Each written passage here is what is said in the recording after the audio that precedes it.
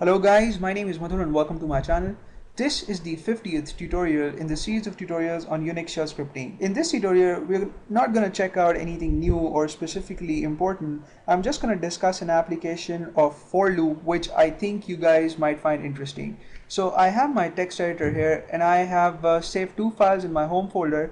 The one that I have opened up at the moment is called command list and it's a text file, and the other one is a script file and it's called help and has the extension sh, right? So what we're going to do in this tutorial is in the file command list I'm going to type in a few command names, right? And then in the script file help.sh I'm going to use for loop to iterate over the commands that I will be typing in command list, and then I will be fetching out the man pages of those commands one by one, and I will be sending those man pages to another file which I'm going to call help file, right? So firstly I'll have to type in commands here, and I'm going to use cat and date and cal and touch.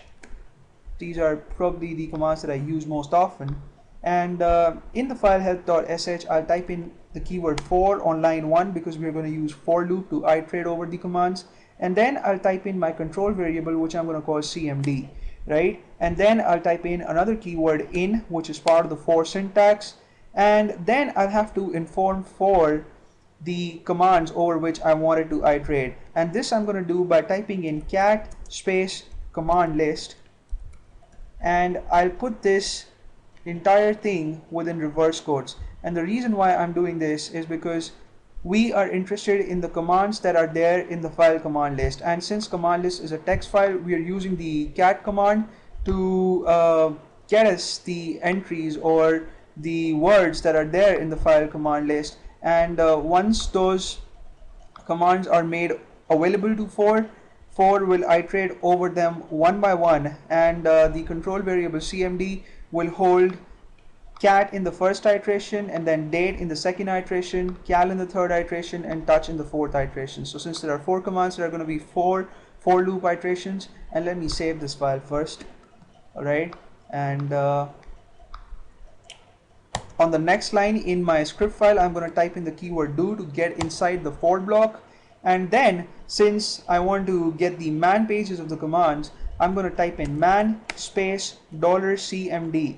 And what this will do is, since cmd is going to hold the commands one by one, so in the first iteration man cmd will get the man page of cat, in the second iteration man cmd will get the man page of date, and so on and so forth. There are going to be 4 iterations.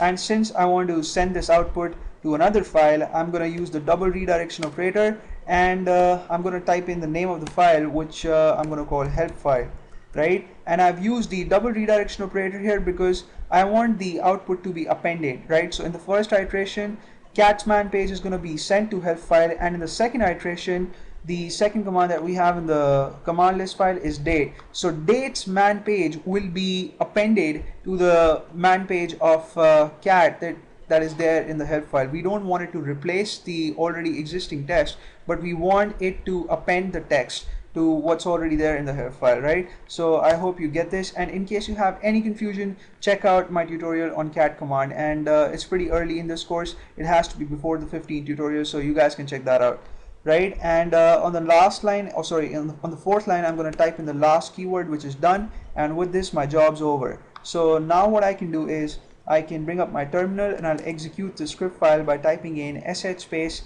help.sh, and when I press the enter key, well, it took a second for the shell to do all that work, but my dollar prompt has been returned to me now. And now what I can do is I can open the file help file and see what I have, right? And I'm not going to do that in the terminal. Instead I'm gonna use my text editor, and there you go. In this file help file, it's obviously a text file.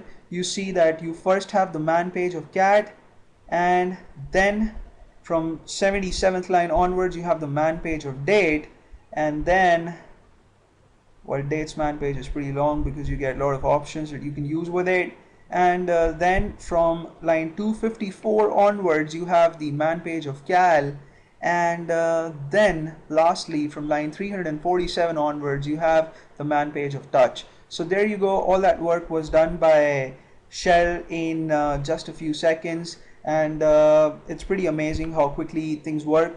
And you know, this wasn't really a very important tutorial, and you guys could have probably skipped it, but you know, I just thought that it might be, you know, a little bit of fun for you guys to do something of this sort. So thank you so much for watching this tutorial. In the next tutorial, we're going to discuss nested loops, which are obviously important, and we might be using them a lot in this course, and even otherwise. You know, if you decide to become shell programmers in future, then nested loops are something that you must know, and something that you must be able to use as and when the need arises. So thank you so much for watching this one. I'll see you guys in the next tutorial. Please subscribe to my channel.